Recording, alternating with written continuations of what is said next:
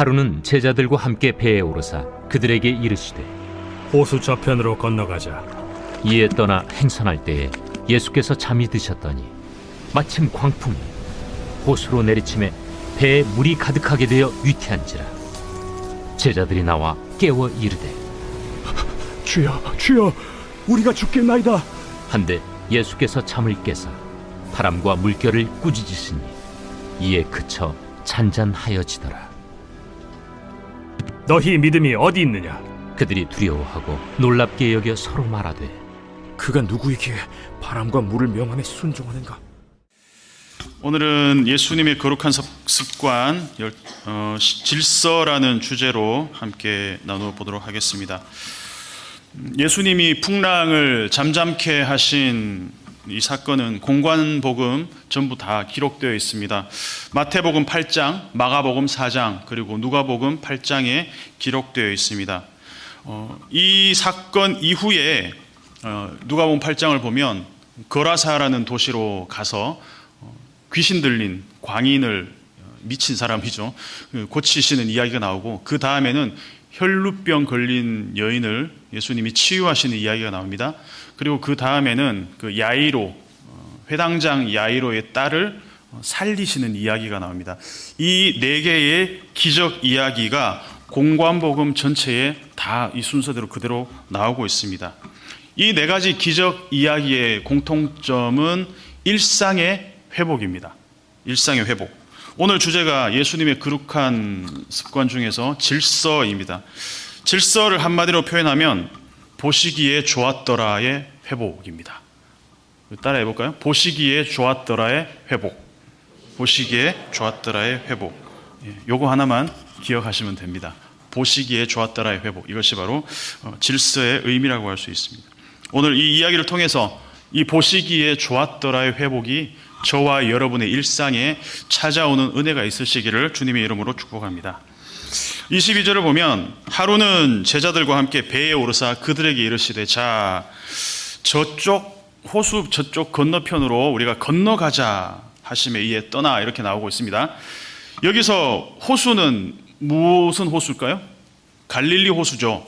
갈릴리 호수가 워낙 컸기 때문에 갈릴리 바다라도 불렀는데, 그래서 배를 타고 호수 반대편으로 건너가기 위해서 제자들과 함께 이제 건너가려는 중이었습니다. 그리고 이 배를 타고 건너갔습니다. 여기서 건너가다라고 번역된 단어가 디에르코마이라고 할 수 있습니다. 디에르코마이. 자, 읽어볼까요?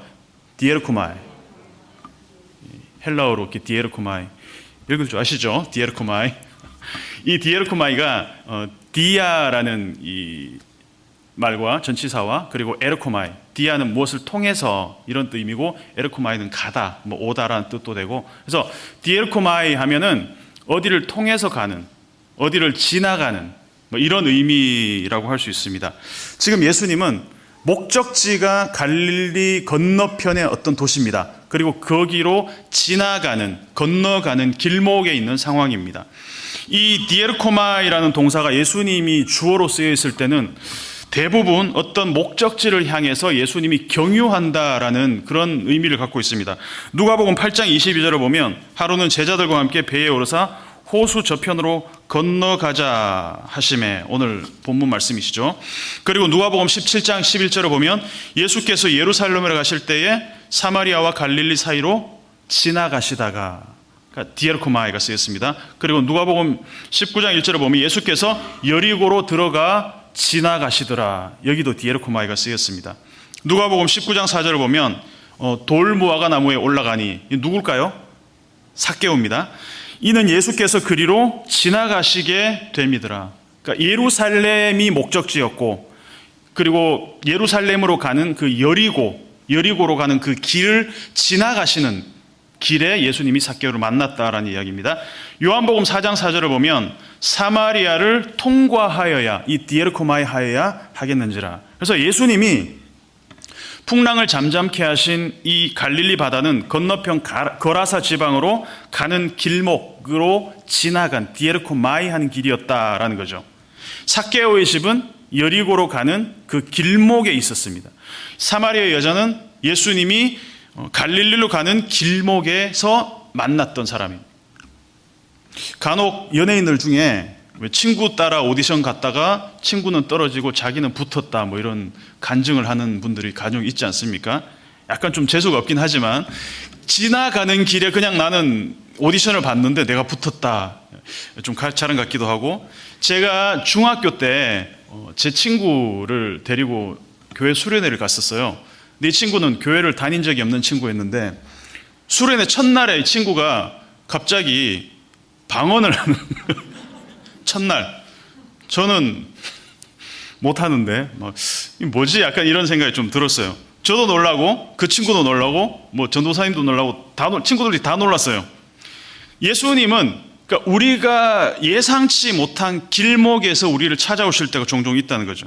근데 어쩌면은 이 길목이라는 것은 우리 입장에서는 우연일 수 있고 그냥 어쩌다가 찾아올 수 있는 그냥 얻어 걸린 거일 수 있겠지만 그냥 그 친구가 우연히 그냥 저 따라서 수련회를 왔을 수도 있겠지만 그것은 어떻게 보면 모든 순간 모든 어떤 그런 이 상황들이 예수님의 예비하심과 계획, 그러니까 우연을 가장한 계획이며 또 필연이었다는 것을 지나가 보면 알 때가 있다는 것이죠.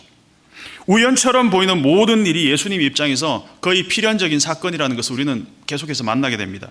갈릴리 호수 저편으로 배를 타고 가는데 마침 호수에 광풍이 분다. 이것도 마침 이렇게 나오면 여러분 이런데 이렇게 빨간 줄 그으셔야 됩니다. 마침 나오면 마침 뭔가가 지금 일어나겠구나. 그러니까 우연히 일어나는 이 마침, 어쩌다가 우연히 그냥 그냥 들렀는, 그냥 어떻게 내가 지나가는 길을 들렀어. 마침 그때 일어나는 일들, 여기에서 어떤 굉장한 일들이 생겨나는 것을 우리는 발견할 수가 있습니다. 마침 호수에 광풍이 불었습니다. 과연 이 삭개오는 정말로 우연히 예수님의 눈에 띄어서 구원을 받았을까? 과연 사마리아 여인은 어쩌다가 예수님 눈에 띄어서 물 한 잔 얻어 마시다가 그냥 예수님을 만나고 구원을 받았을까? 과연 풍랑은 정말 어쩌다가 예수님과 제자들이 탄 배에 그냥 풍랑이 찾아왔을까? 우연히 발생했을까? 우리 아니라는 것을 알고 있습니다. 여러분은 또 저와 여러분이 이 자리까지 어떻게 오셨습니까? 어쩌다 보니 수요 예배 자리에 앉아 계시는 것입니까? 마침 우연히 어쩌다 보니 우리가 이렇게 얘기하는 모든 것이 사실은 순간순간마다 하나님의 계획과 하나님의 주권 아래에 일어나는 일이라는 것을 우리는 지나고 나서 알 때가 있습니다. 그리고 예수님은 이런 우연을 가장한 필연적인 사건들을 좀 은근히 즐기시는 것 같아요. 예수님이 조금 능청스러운 분이신 것 같아요. 오늘 읽은 이야기 8장의 후반부를 보면 이 야이로라는 회당장의 딸을 고치러 가는 길목에서 혈루병 여인을 우연히 만난 것 같은 사건이 또 나옵니다. 예수님이 이게 예수님의 옷자락을 만지는 것을 몰라서 내게 손을 댄 자가 누구냐라고 하셨을까요? 그렇지는 않습니다. 다 아셨겠죠. 예수님 모든 상황을 다 알고 계심에도 불구하고 마치 그냥 어쩌다가 일어난 일인 것처럼 이렇게 보이게 하시는 그런 아카데미 나무주연상 정도는 이렇게 타실 수 있는 정도의 연기력인 것 같아요. 어쩌면 예수님은 누구보다도 혈루병 걸린 그 여인을 간절하게 만나고 싶었을지도 모릅니다.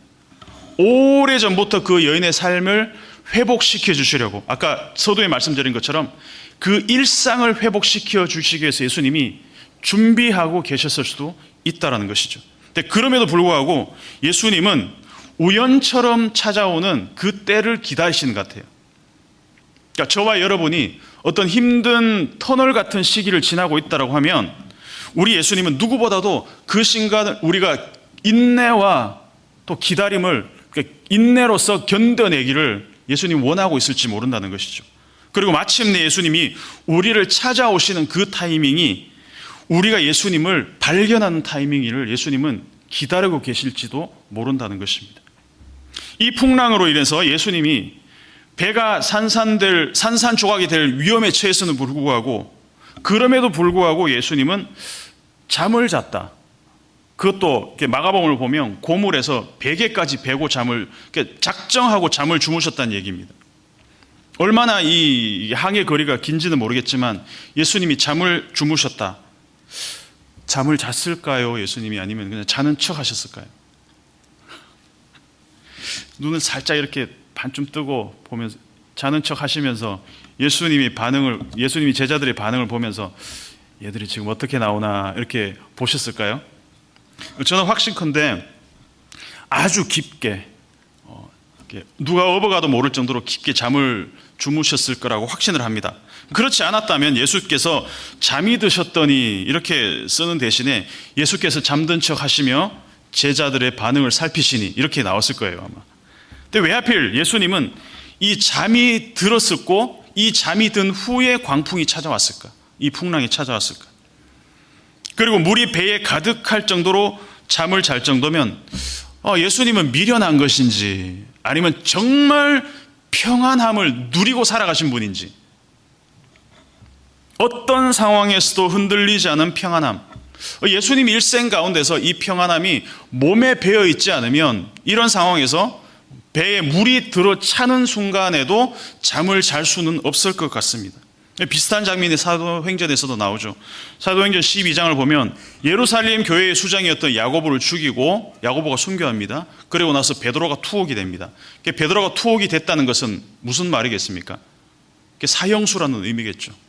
그런데 베드로가 이 천사에 의해서 이 감옥에서 나오게 되는데 문을 몇 개를 지날 때까지 어떤 상황이냐면 베드로가 비몽사몽입니다. 잠에서 깨지 않았다는 얘기예요. 그 말은 언제 죽어도 이상하지 않은 그 상황에서도 베드로는 숙면을 취해서 잠을 잤다. 이거는 뭐 거의 초월적 경지에 이른 사람 아니었겠습니까? 이 풍랑 가운데 있는 베드로의 모습과 그때의 베드로의 모습은 완전히 딴판이었다는 것입니다. 제가 유학할 때 저번에도 제가 말씀드린 적이 있는데 다음날 오디션이 있으면, 콩쿠르이 있으면 그 전날 잠을 못 자는 이 패턴이 한 2년간 반복이 되었었습니다. 잘 자다가 다음날 오디션만 있으면 잠을 못 자는 거예요. 여러분, 잠 한숨도 못 자면 목소리가 날까요? 안 납니다. 성대가 붙질 않아요. 그래서 나는 왜 이럴까? 스스로 자책도 하고, 그러니까 이 상황도 막 이게 화가 나기도 하고 답답하기도 하고, 돌이켜 보면 제 안에 그 절대적인 평안함이 없었던 시절이 아닌가. 물론 그 시간도 저에게는 또 약이 되었고 저에게 어떤 또 좋은 그런 자양분이 되어서 지금까지로 이렇게 온 거였겠지만, 어쨌든 간에 여러분, 진정한 평안이라는 것은 가장 혼란스럽고 분주할 때 빛을 발합니다. 풍랑 가운데서도 이 압도적인 평안을 갖고 잠을 잘 수 있었던 이 예수님, 부럽지 않습니까? 안 부러우신 것 같습니다.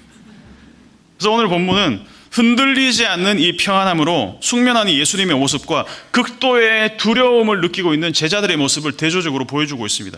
24절을 보면 제자들이 예수님을 막 흔들어 깨웁니다. 주여 주여 우리가 죽겠나이다. 한 번도 아니고 두 번씩이나 에피스타타, 이 주여라는 말을 두 번씩이나 부르고 있습니다. 누가복음에서는 주여 주여라고 기록되었고 마가복음은 선생님이라고 기록하고 있습니다. 마태복음에서도 주여라고 기록되어 있지만 이 쓰인 헬라어 단어는 달라요. 마태복음에서는 퀴리에, 그러니까 주 로드라는 의미로 쓰였고, 여기서는 이 에피스타테스라는 말은 이게 부를 때는 에피스타타라는 말로 부릅니다. 이것은 최고의 전문가, 마스터라는 의미로 쓰이고 있습니다. 이 에피스타타가 신약에서 누가복음에서만 쓰이고 있어요. 그런데 이 두 번이 배 위에서의 상황에서 쓰이고 있다는 거죠. 첫 번째 누가복음 5장 5절을 보면 시몬이 대답하여 이르되 선생님, 여기서도 에피스타테스라고 부르고 있습니다. 우리들이 밤이 새도록 수고하였으되 잡은 것이 없지만은 말씀에 의지하여 내가 그물을 내리리이다. 자, 베드로가 그물을 내리는 그 상황, 이 상황에서 예수님의 말씀에 의지해서 내가 그물을 내리겠습니다 라고 할 때 예수님께 에피스타타, 전문가라고 지금 부르고 있습니다. 지금 배에 타고 있는 사람들의 직업이 뭡니까? 베드로, 야고보, 요한, 이 사람들 어부들이잖아요. 그러니까 물고기 잡는 일, 배와 관련된, 물과 관련된 일에서는 누구보다도 에피스타테스, 누구보다도 전문가들입니다. 그러니까 그럼에도 불구하고 예수님은 전문이 뭐였습니까? 나무 깎고 못질하는 목수가 전문이잖아요. 그럼에도 불구하고 이 사람들이 예수님을 전문가로, 마스터로 지금 부르고 있다는 것입니다. 깊은 데로 가서 그물을 내려라. 이 예수님의 말씀에 순종해서 베드로가 깊은 데로 가서 그물을 내렸을 때 그물이 찢어질 정도로 물고기가 잡혔습니다. 그때 베드로가 뭐라고 얘기합니까? 주여 나를 떠나소서 나는 죄인이로소이다. 하나님을 만났을 때, 절대적인 존재를 만났을 때, 내가 갖고 있는 어떤 전문적인 지식의 범위를 압도하는 어떤 존재를 만났을 때 느끼는 최초의 감정이 뭐냐 하면 이 경외감, 두려움이라는 것입니다. 이분은 이 물속의 모든 생태계를 다 꿰뚫고 있는 분이시라는 것을 베드로가 깨닫자마자 주여 나를 떠나소서 나는 죄인입니다. 이런 고백을 하고 있다는 것입니다. 이날도 동일한 감정을 제자들이 느끼고 있습니다. 25절을 보면 예수님이 잠을 깨고 바람과 물결을 꾸짖으시니 이에 그쳐 잔잔하여지더라. 이 광경을 본 제자들이 어떤 생각이 들었을까요? 와, 우리 예수님이 이 풍랑, 이 물결, 이 광풍을 잠잠케 하셨어. 그냥 기쁨에 환호한 것이 아니라 예수님에 대한 두려움을 느꼈다는 것이죠. 과연 그가 누구이기에 바람과 물을 명함에 순종하는가? 그러니까 25절에서 제자들이 두려워하고 놀랍게 여겼다는 것은 풍랑이 잠잠케 된 그 사실이 아니라, 또 풍랑 때문이 아니라 예수님에 대한 두려움과 놀라움이었다는 것입니다. 왜 성경은 이 사건을 기록하고 있을까? 우리가 성경을 좀 더 흥미롭게 읽기 위해서는 아까 말씀드렸던 것처럼 이 네 개의 기적 이야기를 연결해서 읽을 필요가 있습니다. 네 개의 기적 이야기를 한번 볼까요? 누가복음 8장에서 나오는 네 개의 이야기, 네 개의 기적 이야기. 첫 번째는 22절에서 25절까지 오늘 읽은 자연을 다스리는, 물을 다스리는, 말하자면 제어 불가능한 자연재해에 대해서 그것들을 정복하고 질서를 갖고 오시는 이야기를 소개하고 있습니다. 두 번째는 뭡니까? 26절에서 39절까지는 귀신 들린 사람을 회복시키는 이야기입니다. 제어 불가능한 영적인 존재를 제압하고 영적 세계를 다스리고 질서를 가져오시는 하나님. 세 번째는 혈루병 여인을 고치시는 이야기. 질병을 다스리신, 우리 인간으로서는 제어 불가능한 그 질병을 치유하시고 일상의 회복을 가져다 주시는 하나님. 네 번째는 야이로의 딸을 고치시는 하나님, 죽음을 다스리시는 이야기죠. 우리는 제어 불가능한 그 끝판왕, 죽음을 정복하시고 다스리시고 일상을 회복하시는 이 네 개의 이야기가 하나의 흐름으로 이어지고 있다는 것입니다. 정리하면 질서를 세우는 최종 권위가 예수님께 있다라는 것입니다. 자연도 다스리시고 귀신도 다스리시고 현상세계, 우리의 육체도 다스리시고 죽음마저도 다스리시는 분이 바로 누구다? 우리 주님 예수님이라는 것입니다. 그래서 기적의 목적은 드라마틱한 그 장면을 보여주고 그 현상 자체에 있는 것이 아닙니다. 이 모든 기적의 목적이 무엇입니까? 일상의 회복입니다. 일상의 회복입니다. 일상을 다시 선물하시는 것입니다. 따라해 보시죠. 기적은 일상을 선물하시는 것이다. 하나님의 모든 기적은 일상을 선물하는 것입니다. 내가 일으킨 기적 봐라. 나 이런 사람이야. 이런 사람이야. 내가 이런 사람이라는 것을 드러내기 위함이 아니라 모든 그 일상의 소소한 행복들을 예수님이 다시 회복시켜 주시는 데 있다는 것입니다. 유대인들은 뭘 구했다 그럽니까? 헬라인은 지혜를 구하고 유대인들은 표적을 구했다라고 얘기합니다. 이 드라마틱한 기적들에 대한 기억들이 있습니다. 홍해가 갈라지고 요단강이 멈추어지고 하늘에서 만나가 내리고 구름 기둥과 불 기둥이 나타나고 이 모든 기적들을 경험한 민족이 이스라엘 사람들입니다. 그래서 이 유대인들은 기적에 대해서 어떤 그런 그 기대감들이 있어요. 그래서 항상 표적에 대한 어떤 갈급함들이 있었던 것 같아요. 그런데 이 드라마틱한 기적들, 이 대중들에게 각인된 이 기적들을 통해서 정작 예수님이, 하나님이 말씀하시려는 메시지가 무엇인지에 대해서는 큰 관심이 없었던 것 같아요. 그게 뭐냐? 일상을 선물하려는 것입니다. 만나가 무엇입니까, 여러분? 만나는 매일 먹던 그 밥을 노예 생활을 하면서 이집트에서 그렇게 매일매일 우리가 먹었지만 그것이 일상의 기적이라고 우리가 여기지 않았었는데 광야에 나와보니 매일매일 먹던 그 양식이 얼마나 기적적인 일이었는가를 하나님이 보여주시는 것이, 그것이 만나의 기적이라는 것입니다. 홍해를 건너고 요단강을 건너서 가나안 땅에 들어가게 하신 그 이유가 무엇입니까? 그 강이 갈라지고 바다가 갈라지는 드라마틱한 그 기적 현상 자체의 목적이 있었던 것이 아니었습니다.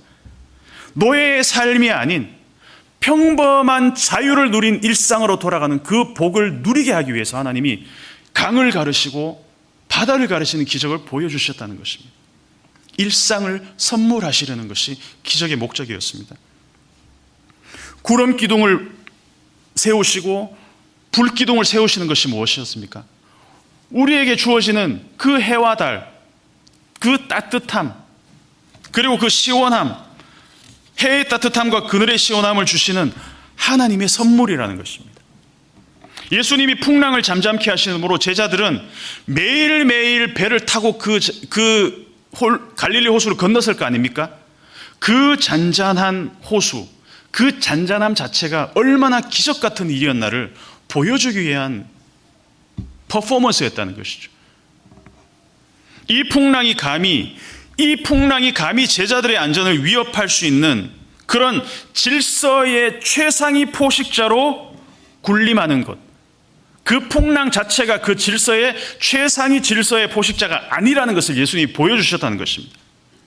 그 풍랑, 이 자연 자체가 질서를 좌지우지하는 것이 아니라, 그래서 자연은 우리가 제어할 수 없기 때문에 그 어떤 누군가에게 우리가 빌어서 그 자연을 다스려 달라고 했을 때 자연이 잠잠게 되는 것이 아니라 이 자연조차도 그 자연을 만드신 그 분에 의해서 컨트롤되고 질서가 유지되고 있다는 것을 예수님이 보여주신다는 것이죠. 그래서 예수님은 창세기 1장에 물이 이 혼돈의 상징이잖아요.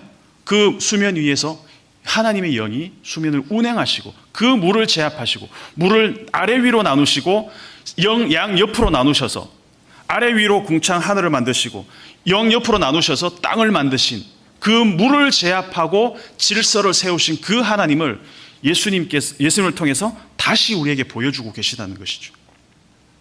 거라사에 사는 광인이 귀신에 억압받던 삶을 살다가 예수님에 의해서 그 소중한 일상, 모든 사람이, 어떤 사람들에게는 그냥 그 일상들이 귀신 들리지 않은 삶을 사는 것들이 일상적이고 그냥 평범한 삶이잖아요.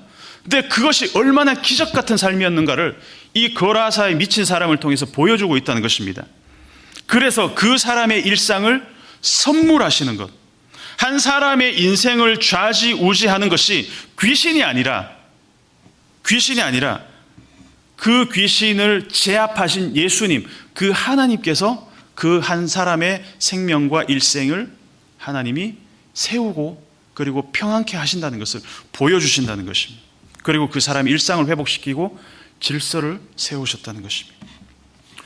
저와 여러분은 피가 나고 그 피가 멎는 것이 당연하다고 여깁니다. 그죠? 혈소판이 작용해서 우리는 뭐 그렇게 생각하잖아요. 피가 흐르면 당연히 피가 멎지, 시간이 지나면. 근데 그게 전혀 당연한 것이 아닌 사람이 있었습니다. 12년 동안 피가 나면 멈추지 않는 병을 갖고 있던 여인이 있었습니다.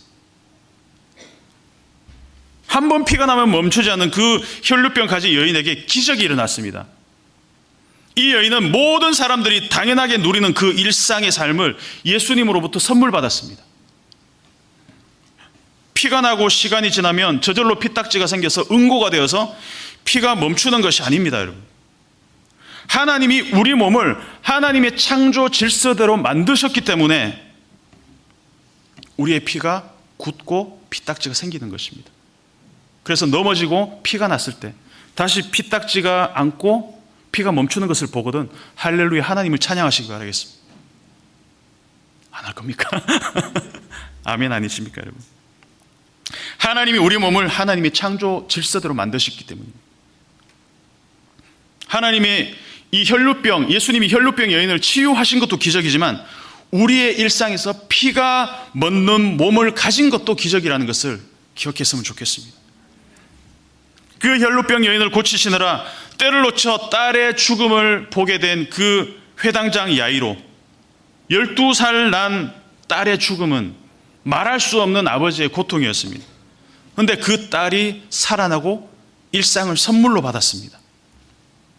우리가 너무나 당연하게 누리고 살아가는 일상, 해가 지고 해가 뜨고 바다가 땅 위로 넘치지 않고 악이 세상을 완전히 지배하지 않고 우리가 살아갈 수 있는 이 모든 세계는 하나님이 세상을 여전히 질서 있게 코스모스 유지하시고 이 혼돈을 허용하지 않은, 일시적으로 허용하실 수는 있으나 하나님이 지속적으로 우리를 붙들고 계시는 그 질서의 주체라는 것을 믿으시기 바라겠습니다.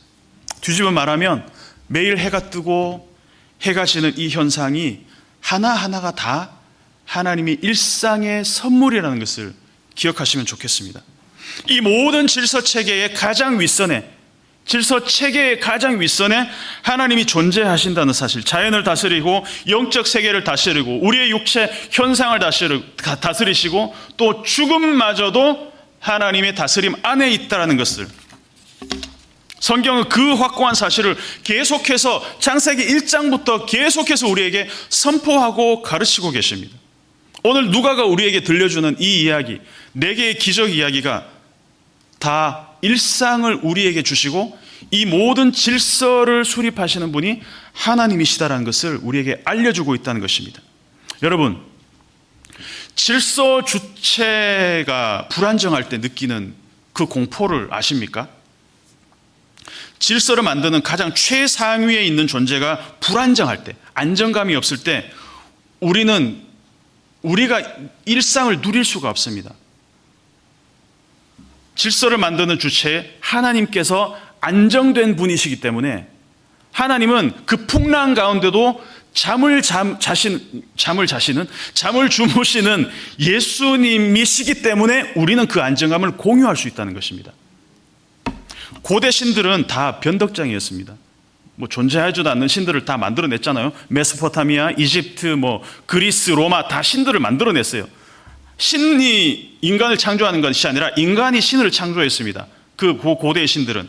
그런데 이 고대 근동의 창조 신화들을 보면 물을 지배하고 질서를 확립하는 이 창조 모티브가 동일하게 나옵니다. 그런데 차이점이 있습니다. 고대 신들과 성경의 하나님의 차이점이 있습니다. 뭐냐? 고대 메소포타미아, 이 그리스, 이 이집트 이 신들은 전부 자기 멋대로 했습니다.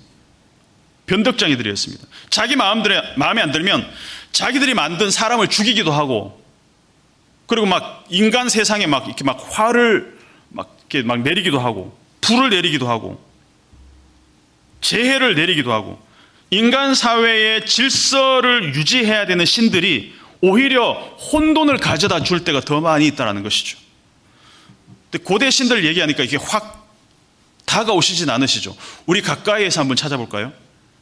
가정에서 어린 시절에 아버지가 화를 내거나 이렇게 회초리를 들 때 주눅 들고 공포에 떨었던 그런 기억들이 혹시 있으신가요? 어릴 때 그런 경험들이 있으신 분들이 있을 겁니다.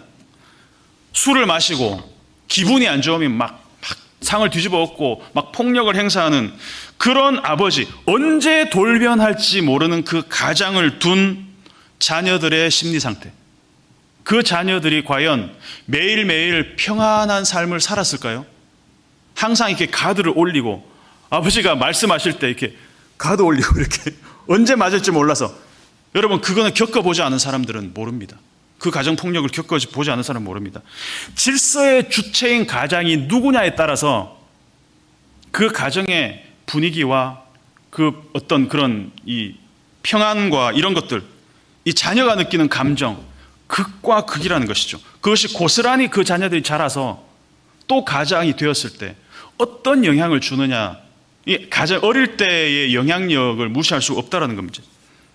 근데 똑같이 회초리를 들어도 확고한 기준과 어떤 자기의 어떤 그런 이런 것들이 있는 회초리는 이 영향이 다르고 결과가 다르다는 거예요. 내가 선을 넘지만 않으면 우리 가정은 항상 화목한 분위기에 연출될 수 있어. 그러면 그 가정은 안정된 가정이라는 것입니다. 반대로 그렇지 못한 가정에서 자란 자녀들은 이 돌발적인 상황에 대비해야 된다는 것이죠. 항상 가드를 올리고 살아야 됩니다. 우리 아빠가 언제 주먹을 휘두를지 모르는 상황에서 자란 아이들의 정서, 공포 그 자체라는 것입니다. 여러분, 정말 감사하게도 우리의 하나님은 고대 신들과는 차원이 다른 분이었다는 것입니다. 만약 하나님이 변덕스러운 분이었다면 애시당초 우리가 사는 세상은 혼돈 그 자체였을 것입니다. 오늘은 기분이 안 좋아서 하나님이 해를 안 뜨게 할 거야 이러면 오늘은 서쪽에서 한번 뜨게 해볼까? 뭐 이러면서 어떻게 되겠습니까? 그냥 끝나는 거죠. 바다 한번 이렇게 저어볼까? 이러면 그냥 끝나는 겁니다, 여러분. 끔찍하지 않습니까? 우리의 하나님이 카오스의 하나님이라 코스모스의 하나님, 질서의 하나님이라는 것을 정말 감사했으면 좋겠습니다. 결론입니다. 제자들이 느꼈던 그 두려움은 물이 질서의 최종 권위가 될 때 느끼는 두려움입니다. 그래서 성경을 처음 열면 하나님이 이 혼돈의 상징, 물을 정복하는 이야기부터 시작됩니다. 그리고 물을 정복하는 이야기가 많이 등장합니다. 창세기 1장, 그리고 출애굽기 14장에서 이 혼돈인 물을 가르는 이야기, 여호수아 3장에서 요단 물을 멈추시는 이야기, 그리고 오늘 누가복음에서 읽은 이야기. 그래서 예수님은 곧 창세기 전체에 나타나신 물을 정복하시는 바로 그 하나님, 질서를 세우시는 하나님이시다. 그가 누구이기에? 그는 바로 창조주 하나님이시다. 바람과 물을 명하심에 잔잔하여지더라. 믿음으로, 말씀으로 질서를 확립하시는 분, 물을 제압하고 질서를 가져다 주는 이 창세기 1장의 하나님이 바로 풍랑을 잠잠케 하신 예수님과 같은 분이시다는 것. 거라사 광인이 그 귀신을 제압하고 한 사람의 일상을 회복하신 그 예수님은 뱀을 통해서 인간을 혼돈 가운데 몰아넣는 그 사단을 제압하신 바로 그 하나님이시라는 것을 또 보여주고 있다는 것이죠. 우리가 최종 권세로 두려워하는 그 죽음조차도 제압하시고 생명의 부활을 가져다 주는 그 예수님이 바로 질서의 하나님, 우리의 일상을 회복시키는 보시기에 좋았더라를 회복하시는 그 하나님을 기억하면서 일상의 평안에 감사하는 저와 여러분이 되시기를 주님 이름으로 축복합니다. 마지막으로 한 가지만 나누고 함께 기도하도록 하겠습니다. 19세기에 호라이시오 스페포드라는 사람이 있었는데 대서양에서 풍랑을 만나서 4딸을 잃었어요. 그리고 나서 어떤 가사를 썼냐 하면은 이 사람이 그 와중에 쓴 가사가 있습니다. 그것이 우리가 이따가 부르게 될 찬송입니다. 내 평생에 가는 길 순탄하여 늘 잔잔한 강 같든지 큰 풍파로 무섭고 어렵든지 내 영혼은 늘 편하다. 내 영혼 평안해. 내 영혼 평안해. 이것이 바로 내 딸을 풍랑 가운데서 바다에서 잃었던 이 한 아버지의 입에서 나온 고백이었다는 것입니다. 물을 제압하고 질서를 세우시는 하나님, 우리 영혼을 평안 가운데로 인도하시는 하나님, 우리의 질병을 치유하시고 죽음조차도 제압하시고 우리에게 생명의 부활을 가져다 주시는 예수 그리스도, 함께 기도하겠습니다. 그분이 우리 가운데 오늘 이 시간도 찾아오셔서 혼돈 가운데서 두려워하는 우리의 일상을 회복시키시는 그 일상의 기적을 체험하게 해주시고 보시기에 좋았더라의 그 기적이 우리의 일상 가운데서도, 우리의 가정 가운데서도, 우리의 이 교회 가운데서도, 우리의 일상 모든 일상에서 찾아오는 은혜가 있기를 우리 함께 기도하도록 하겠습니다. 함께 기도하겠습니다.